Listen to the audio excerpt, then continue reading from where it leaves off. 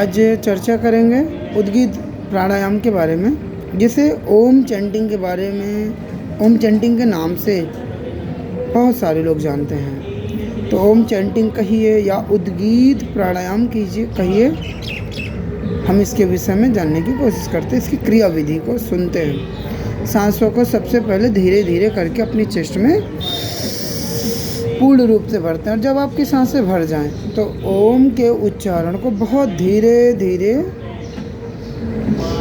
थोड़ा लंबे समय तक अपनी सांस छोड़ते हुए बाहर करना चाहिए। तो इसकी क्रिया विधि सुन ली हमने, अब इसका प्रैक्टिकल देखते हैं। चेहरे पर एक प्रसन्नता बनाए रखते हैं, स्माइल अच्छी लगती है हम सभी को, मुस्कुराता हुआ चेहरा सबको पसंद आता है।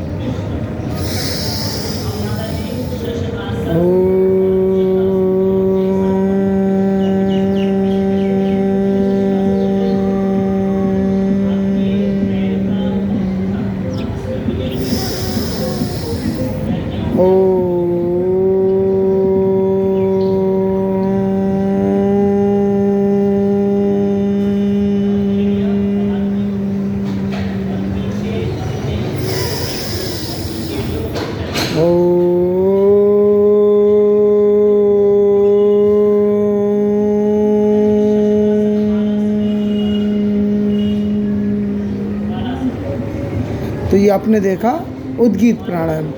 यह उद्गीत प्राणायाम योगियों के लिए तो आत्मा को परमात्मा से मिलाने का मार्ग है, और जो रोगी हैं अगर वो अपने रोग विशेष से पीड़ित अंग पर ध्यान लगा कर करें तो वहाँ तक उनका ऑक्सीजन फ्लो बढ़ जाता है, ब्लड सर्कुलेशन फ्लो बढ़ जाता है। तो दोनों के लिए बहुत अच्छा है, चाहे रोगी करें चाहे योगी करें। तो जिस अंग की समस्या हो रखी है वहाँ पर ध्यान लगा करके सांसों को गहरा भरें, और बहुत धीरे धीरे प्रेम पूर्वक, बिना किसी कंपटीशन की भावना के, लेकिन प्रयास करना है कि हमारी सांसें थोड़ी लंबी चलें। लेकिन दबाव नहीं देना है, जोर बिल्कुल नहीं देना है, किसी प्रकार का किसी भी अंग पर कोई तनाव नहीं रखना है। सहज रूप से मुस्कुराते हुए, कैसे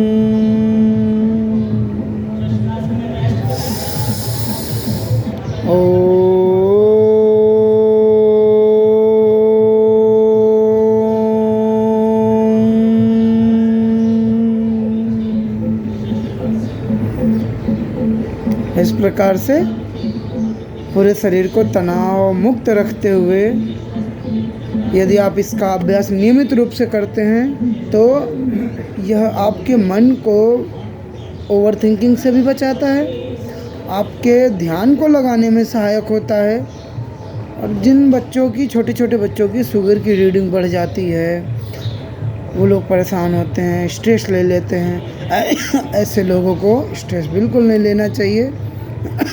ओम की शरण में जाएं, गहरी सांस भरें और अपने पैंक्रियाज का ध्यान करते हुए सांसों को धीरे धीरे धीरे धीरे ओम के रूप में बाहर छोड़ना चाहिए।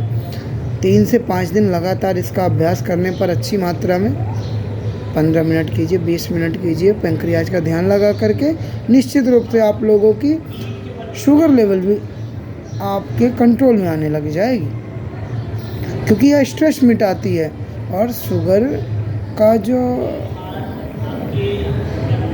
रीडिंग है, शुगर की जो रीडिंग है वो बहुत हद तक मायने रखती है हमारे भीतर के मानसिक विकारों पर। क्रोध करना, रोना, चिड़चिड़ाना, खाने में नखरे करना, माँ बाप की बात नहीं सुनना, दोस्तों से हरदम झगड़ते रहना, ये सारे विकार हैं। ओवर थिंकिंग करना, हर समय अपने बारे में सोचना, क्या मैं ठीक हो पाऊँगा, क्या मैं कभी नॉर्मल भोजन कर पाऊँगा। ऐसे विचार आने से आपके मन में उथल पुथल बनी रहती है, और जब आप ब्लड से शुगर चेक करने की कोशिश करते हैं तो निश्चित रूप से आपकी रीडिंग बढ़कर आती है, फिर आप और घबराते हैं, फिर इंसुलिन बढ़ती जाती है। तो इन सब से मुक्त होने का एक सरल सा तरीका है, आप ओम चैंटिंग करें, अपने आप को स्ट्रेस फ्री रखें, माँ बाप की बात सुने, माँ बाप जो आपको खिलाएंगे अच्छा खिलाएंगे, दोस्तों से झगड़ा करने से बचें, रोने से बचें, स्ट्रेस लेने से बचें, मारपीट नहीं करना चाहिए, गुस्सा तो बिल्कुल भी नहीं करना है। जो बच्चे टाइप 1 वाले हैं, मुझे सुन रहे हैं, गुस्सा बिल्कुल नहीं करना चाहिए उन्हें। गुस्सा करने से अपना नुकसान है। क्रोध के बारे में कहा जाता है कि क्रोध एक ऐसी अग्नि है जो जिस बर्तन में जलती है ना, सबसे पहले उसे जलाती है। तो यदि आप समझदार हैं, इस चीज़ को समझ चुके हैं, अपना नुकसान नहीं चाहते हैं, तो सबसे पहले क्रोध को कंट्रोल कीजिए। निश्चित रूप से आपका जीवन और सुखी होता जाएगा, लोगों से आप और मिलनसार होते जाओगे, आपके सामाजिक रिश्ते और सुंदर होते चले जाएंगे, लोगों के बीच में आपकी एक अच्छी पहचान बनेगी, आप सभी से मधुर व्यवहार रख पाएंगे, आपके मित्र मंडली बढ़ती जाएगी, घर परिवार में भी आपके सबसे बनने लग जाएगी। अब इससे ज़्यादा क्या चाहिए।